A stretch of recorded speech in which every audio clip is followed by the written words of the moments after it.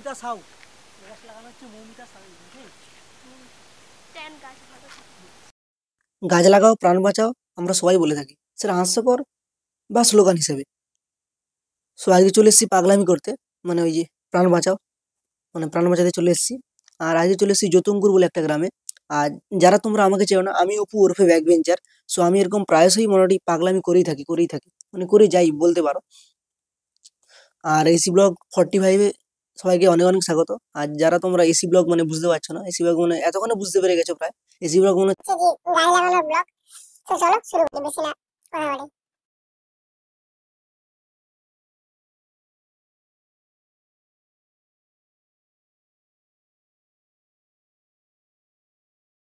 তো তোমরা বলছো যে দাদা বট গাছ লাগাও বা অশ্বত্থ গাছ লাগাও।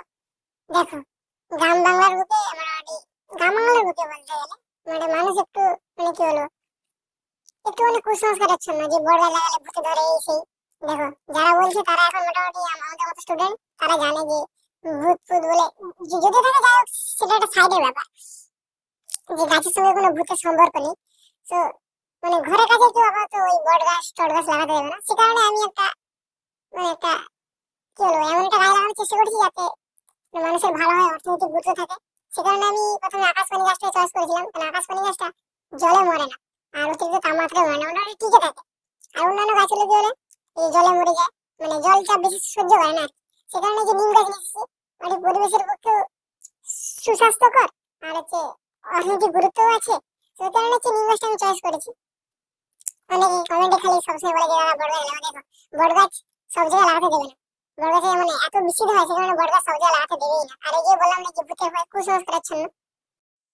ফেসবুকে আমি একটা পোস্ট করেছিলাম যে আমার যত শুভাকাঙ্ক্ষী আছে তাদের নামে আমি গাছ লাগাবো। সো সে কারণেই এই ভিডিওটা।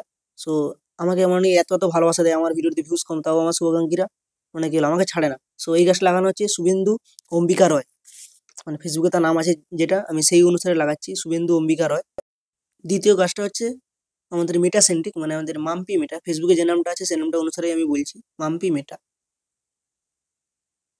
পরেরটায় আছে আমাদের দিদি স্মাইল কুইন, মানে যে সবসময় হাসে। যাই হোক, ফেসবুকে তার যে নামটা আছে সেই নামটা অনুসারে বলছি স্মাইল কুইন, মানে সবসময় হাসে।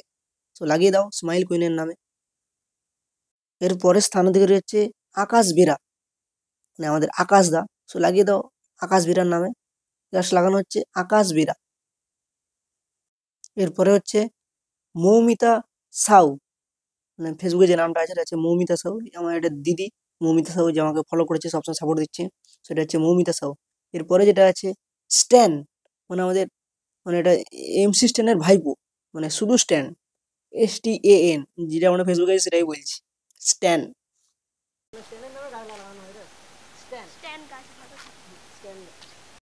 এই গাছ লাগানো হচ্ছে আজও আমি তোমারই অপেক্ষায়, মানে সে আমারই অপেক্ষায় ছিল যাতে আমি গাছ লাগাই। এই তো কাগজে লেখা আছে দেখো, আজও আমি তোমারই অপেক্ষায়।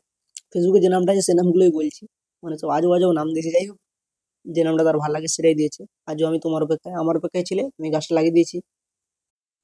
এই গাছটা হচ্ছে তাপস সিংহর নামে। তারপর হচ্ছে সুনন্দা দাস, মানে আমাদের সুনন্দা দিদি।